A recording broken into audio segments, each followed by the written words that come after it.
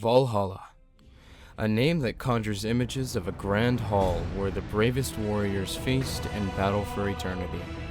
But in God of War Ragnarok Valhalla, the afterlife isn't just a place of endless war. It's a deeply personal journey for Kratos. So, how does this version of Valhalla compare to what the Vikings actually believed? Let's dive into the mythology and see how God of War reimagines this legendary realm.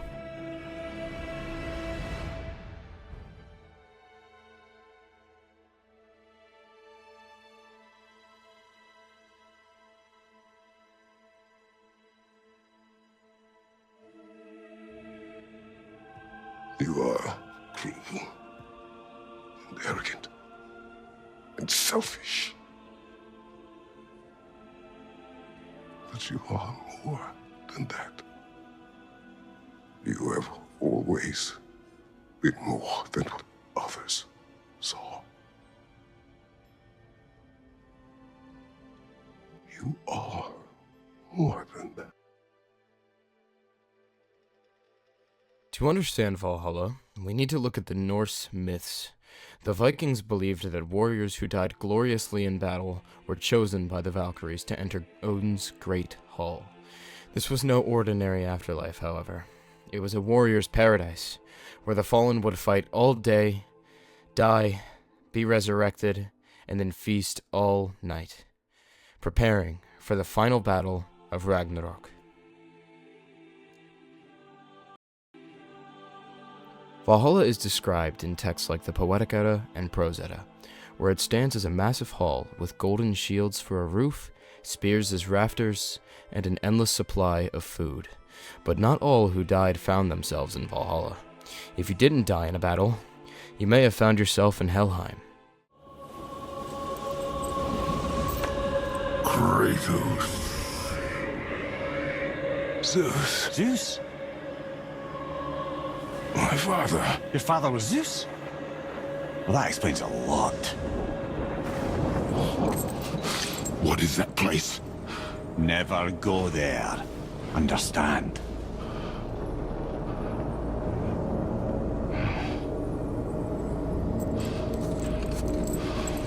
How is he here? That is not possible. It's just an illusion. Now let's take a look at how God of War interprets Valhalla. Instead of a massive warrior hall filled with Odin's champions, Kratos finds himself in a place of endless trials, forced to relive his past battles and confront his own demons. Unlike the mythological Valhalla, this is not a paradise of indulgence, but a crucible of personal reckoning. Kratos of Sparta, you are hereby invited to a challenge. Face the past, face the future. Master Valhalla, master thyself. In this version, Valhalla isn't about preparing for Ragnarok. It's about testing one's spirit. Kratos is trapped in a cycle of combat, but rather than fighting for Odin's army, he fights his own inner struggles. This take on Valhalla is much more unique to God of War's storytelling.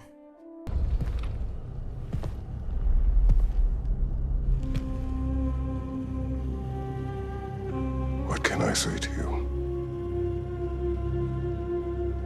I remember how it felt to take that throne. All that it meant. And all that it did not. A god of war. God of pain. Of suffering.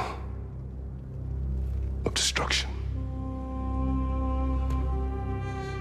And the one said I chase redemption that I know I can never deserve. What does that make me? God of fools. A god of...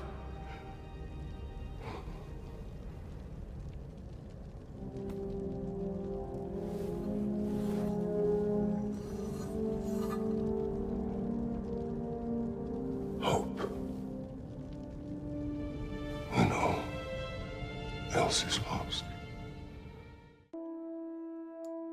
Throughout the God of War series, Kratos has been a character driven by vengeance and regret. But in Valhalla, he's forced to confront not just his past, but the emotional cost of his actions. Valhalla, as depicted in the game, becomes a metaphor for Kratos' internal struggle an endless cycle of combat where each battle symbolizes a past failure or betrayal he hasn't yet reconciled. As Kratos faces trials, he's not just fighting enemies, he's fighting pieces of himself, his rage, guilt, and the ghosts of his past. From his time in Greece to his relationship with Atreus. The Valhalla in God of War isn't just a warrior's afterlife, it's the culmination of Kratos' journey of self-discovery and redemption. Kratos' battles here aren't about securing a place in Odin's army. They're about securing a sense of peace and closure. It's a powerful reflection of how much he's changed since we were first introduced to this character. Through these trials, Valhalla forces Kratos to realize that redemption is a long journey. Each fight brings him closer to understanding the gravity of his choices and what true mental peace might actually look like. One of the most pivotal moments in Kratos' journey comes when Freya offers him the title of God once more.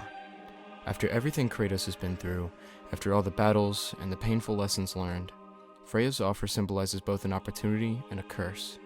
Kratos has spent so much of his life rejecting his divine nature, wanting nothing to do with the gods and their endless conflicts.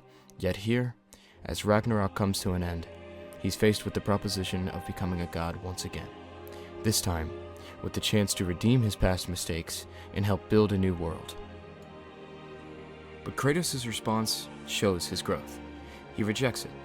The idea of power, of immortality, of control, it all feels hollow. Kratos has learned that being a god is not the solution to his problems, and in rejecting Freya's offer, he signals his growth. He doesn't want to become the very thing that has caused so much pain in the world. He wants to find a different way. A crucial part of Valhalla in Norse mythology is the Einherjar, the chosen warriors who train endlessly for Ragnarok. In the myths, they battle each other daily, dying and resurrecting over and over, honing their skills for the final conflict. These warriors are Odin's elite force, destined to fight alongside the gods against the forces of chaos. In God of War Ragnarok, however, the Einherjar serve a different role. Instead of training under Odin's command, they are more like enforcers, loyal warriors who enforce Odin's will. They act as major antagonists in the game, serving as obstacles to Kratos rather than fellow warriors preparing for war. This shift reinforces Odin's portrayal as a manipulative ruler, turning Valhalla from a warrior's paradise into a battleground of control and oppression. Unlike the mythological Einherjar, who fight with honor and purpose, God of War's Einherjar are aggressive and almost fanatical in their loyalty. This change makes Valhalla feel less like a noble warrior's reward and more like a tool of Odin's power. The Valkyries were essential to Norse mythology's version of Valhalla. They were the ones who chose which warriors were worthy to enter Odin's Great Hall. They didn't just select the dead, they also served them in Valhalla, bringing them mead and ensuring they were prepared for Ragnarok. In God of War, the Valkyries play a much different role. Instead of being Odin's honored warriors, they are imprisoned and corrupted, only freed when Kratos defeats them. Their role as caretakers of Valhalla is absent, and their once glorious purpose is overshadowed by Odin's control over them. However, their presence still signifies a connection to the original myths, showing how Odin's influence has twisted their destiny.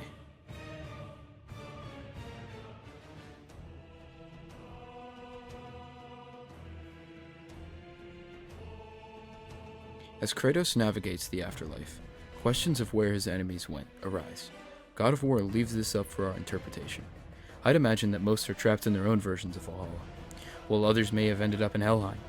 For example, I'd assume Thor finds himself in a state of battling his alcoholism and how his decisions ended up affecting his family. But what do you guys think? Did Heimdall, Thor, Baldur go through their own Valhalla journey? Or what of every enemy Kratos killed in battle?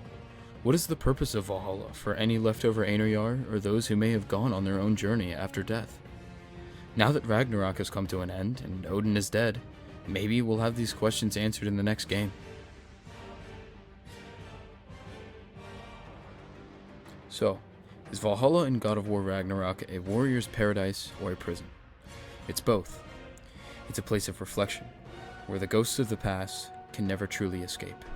But for Kratos, it becomes a path to redemption, in understanding that true peace can't be found in power, but in accepting the consequences of one's actions. It's a journey that takes us from the darkest depths of despair to the hope of a new beginning.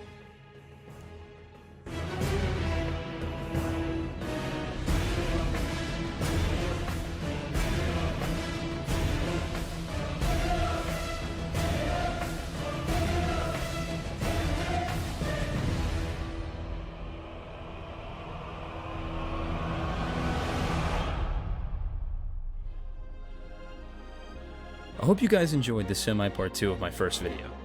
I wanted to compare the mythological version of Valhalla to God of War's, while also doing a bit of a deep dive into Kratos' personal journey. I personally love the Valhalla DLC for Ragnarok. I feel like a nice little bow has been wrapped around Kratos' past journeys, leaving him open to new ones down the line. Maybe we'll go slaughter another Pantheon. But anyways, thank you so much for watching, and let me know where you guys think Kratos will go next. Or if you feel like I missed anything in this video. But hopefully, I'll see all of you guys in the next one. Bye.